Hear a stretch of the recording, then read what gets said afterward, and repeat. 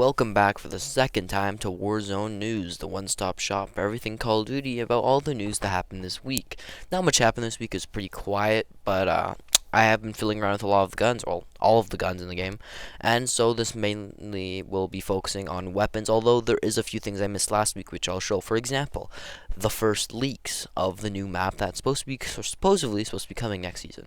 One of the biggest complaints about the new Warzone is the lack of a small, fast-paced map. Rebirth was easily one of the most popular maps in Warzone 1, and people loved it to the point where when Rebirth got taken away and replaced with Fortune's Keep, people would simply stop playing the game for that week until Rebirth came back. That's how much they loved the map.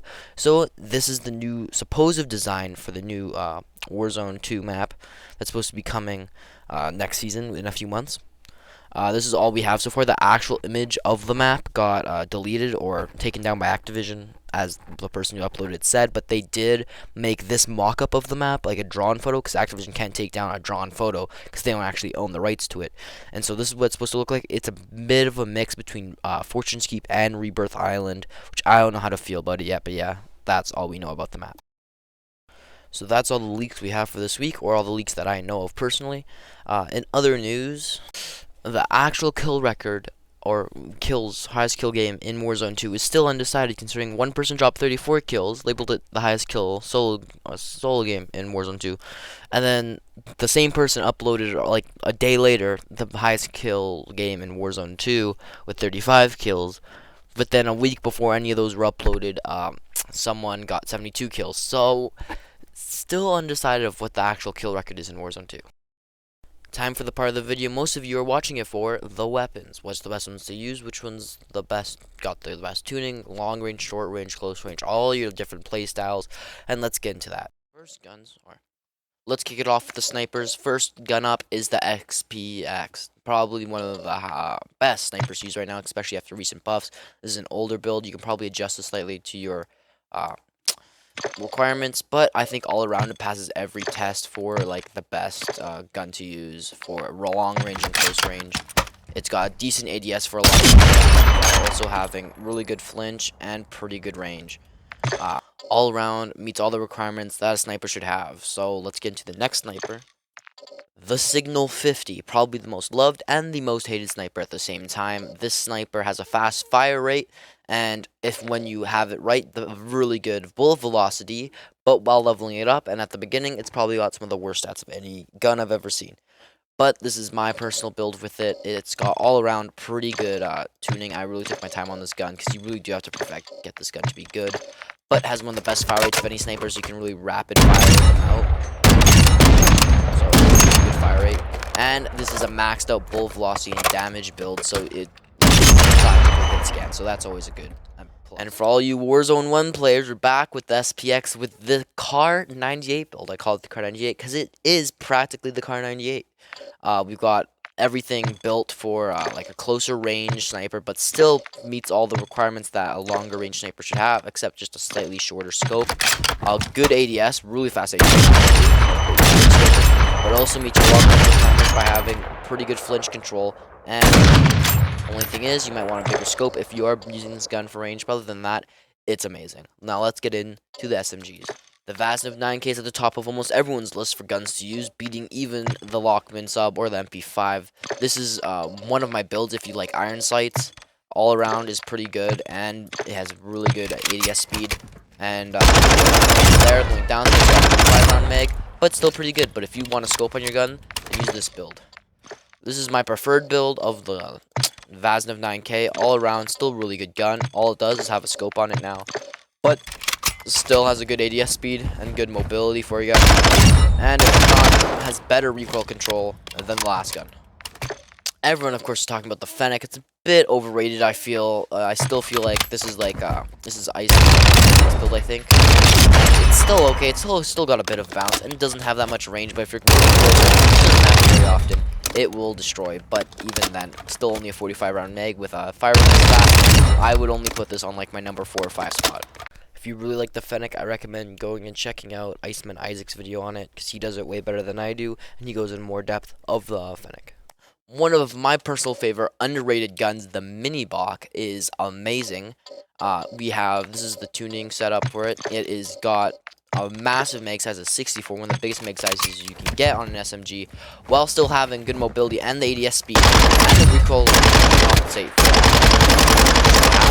It's still an amazing SMG, and this is my main go-to gun, second go-to gun for any team-based because of the large mag and the fast reload speed. Of course, the MP5 has to be on this list with this amazing build from Iceman Isaac. It's still all around a really good gun. The only downside is it's got 40 rounds instead of the 25 from the last game, but still is decent and all around a decent gun. I'd put it slightly behind the Vaznev. I think the Vaznev is better to kill because it's something marshmallow at a certain range. I think it's like 14 meters or something like that. But still, all around a good gun that I still recommend to all beginners. Now, this is the gun I recommend to every player in Warzone. You get this gun unlocked pretty early, considering everyone levels up them for at the beginning. They definitely have the Hurricane unlocked. It's got a base of a 50 round mag, has an amazing iron sight, and it's got a good damage drop off, an okay reload speed, but all around meets all the requirements for the fast heavy hitting. It's got a large mag, just meets every requirement. Since it's got range on it, sniper support, and you will have no problems.